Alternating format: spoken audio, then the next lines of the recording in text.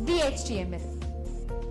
DHTML का मतलब है डायनामिक हाइपरटेक्स्ट मार्कअप लैंग्वेज। ये ब्राउजर का फीचर होता है जो आपके ब्राउजर को डायनामिक बनाता है, जिस वजह से आप अपने वेब पेज को आप लोड करने के बाद भी आसानी से एडिट कर सकते हैं।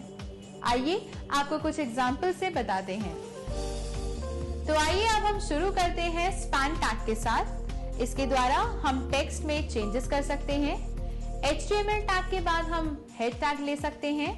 हेड टैग में हम स्टाइल देते हैं, जिसमें कि text/CSS।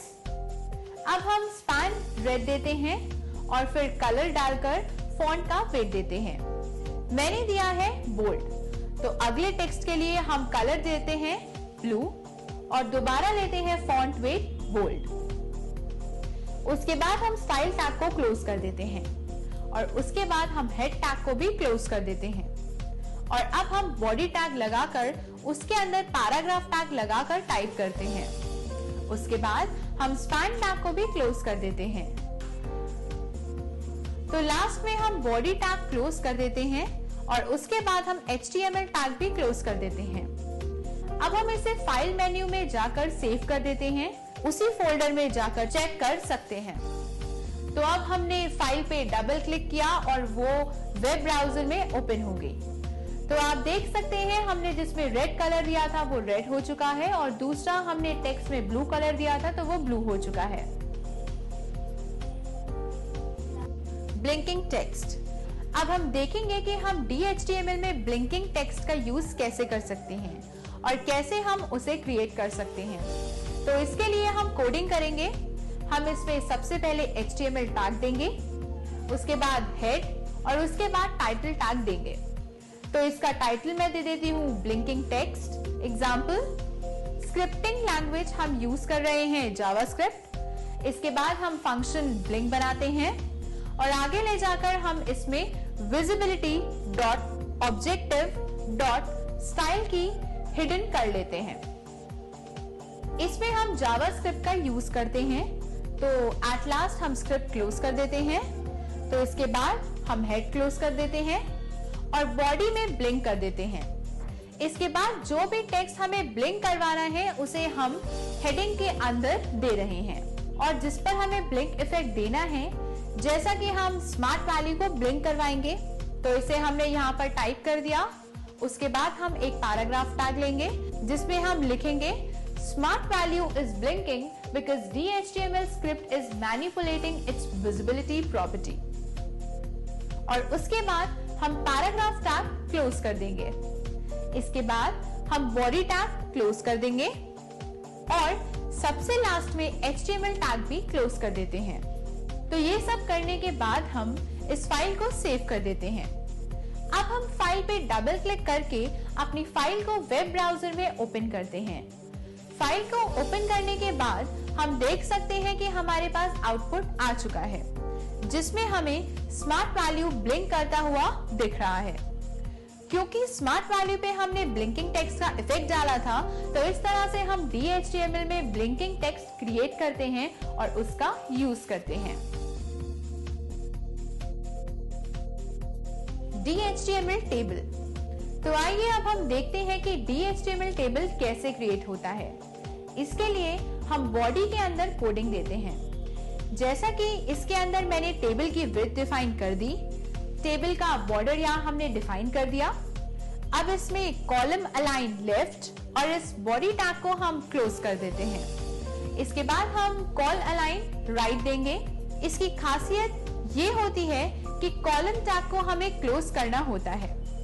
अब हम इसमें टेबल रो देते हैं, जिसमें टेबल हेडिंग में रोल नंबर, अगले टेबल हेडिंग में नेम ऑफ द स्टूडेंट और इसके बाद मार्क्स ऑब्टेन्ड। अब टेबल को हम क्लोज कर देते हैं।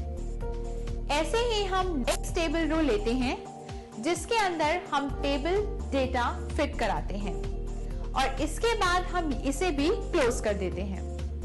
इसके बाद हम एक और TR टैग लेते हैं, जिसके अंदर हम दोबारा से दूसरे स्टूडेंट के मार्क्स फिल करते हैं और स्टूडेंट का नाम फिल करते हैं और उसी तरह से हम लास्ट वाला TR टैग भी क्लोज कर देते हैं। अब हम टेबल टैग भी क्लोज कर देते हैं। उसके बाद हम बॉडी टैग क्लोज कर देते हैं और सबसे लास्ट में हम HTML टैग भी क्लोज कर देते हैं। ये सब करने के बाद हम फाइल मेन्यू में जाकर इसे सेव कर देते हैं। इसे सेव करने के बाद हम अपने फोल्डर में जाकर फाइल पर डबल क्लिक करके उसे वेब ब्राउजर में ओपन करते हैं। फाइल को वेब ब्राउजर में ओपन करते ही आप यहाँ पर वेब ब्राउजर में देख रहे हैं कि यहाँ एक टेबल क्रिएट हो चुका है, जिसमें टेबल हेडिंग में हमने रोल नंबर, नेम और मार्क्स ऑब्टेन्ड दिए थे।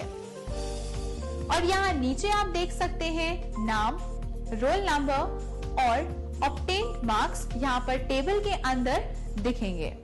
तो इस तरह से हम DHTML में टेबल क्रिएट कर सकते हैं। Moving text.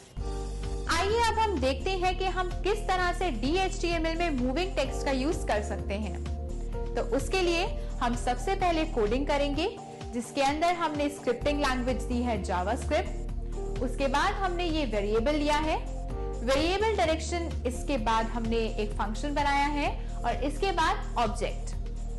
अब हम इसे पोजीशन देते हैं और इसके बाद हम इसमें इफ कंडीशन लगाते हैं। इसके बाद हम स्क्रिप्ट क्लोज कर देते हैं और उसके बाद हम हेड टैग क्लोज कर देते हैं।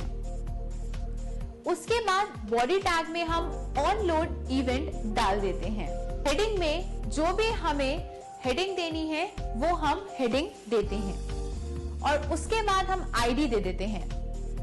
अभी मैं हेडिंग क्लोज कर देती हूं और उसके बाद पैराग्राफ टैग लेते हैं। पैराग्राफ टैग में जो कुछ भी आपको पैराग्राफ देना है आप यहाँ पर टाइप कर सकते हैं। उसके बाद पैराग्राफ टैग क्लोज और फिर बॉडी टैग क्लोज और सबसे लास्ट में हम HTML टैग क्लोज कर देते हैं। तो ये सब करने के बाद हम अपने डॉक्यूमेंट को फाइल ऑप्शन में जाकर सेव कर देते हैं। तो चलिए अब हम इसका आउटपुट वेब ब्राउजर में देखते हैं। उसे वेब ब्राउजर पर ओपन करते हैं।